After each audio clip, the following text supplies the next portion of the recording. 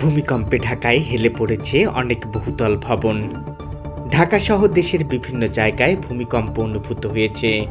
শুক্রবার ২১ নভেম্বর সকালের এই ভূমিকম্পে রাজধানী ঢাকার বিভিন্ন এলাকার বহুতল ভবন হেলে পড়ার খবর পাওয়া গেছে।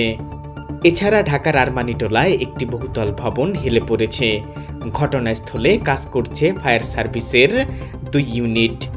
বিষয়টি নিশ্চিত করেছেন ফায়ার সার্ভিস সদর দপ্তরের মিডিয়া কর্মকর্তা তালহা বিন জসিম। সকাল 10টা 38 মিনিটে এ ভূমিকম্প অনুভূত হয়। এর উৎপত্তিস্থল নরসিংদীর ঘোড়াশাল থেকে 7 কিলোমিটার দূরে বলে জানা গেছে। মার্কিন ভূতাত্ত্বিক জরিপ সংস্থা ইউএসজিএস বলেছেন, রিক্টার স্কেলে ভূমিকম্পটির তীব্রতা ছিল 5.7। ভূমিকম্পের সময় ঢাকার বিভিন্ন এলাকায় অনেকেই আতঙ্কে ঘর থেকে রাস্তায় বেরিয়ে আসেন। ভূমিকম্পটি কয়েক সেকেন্ড স্থায়ী ছিল।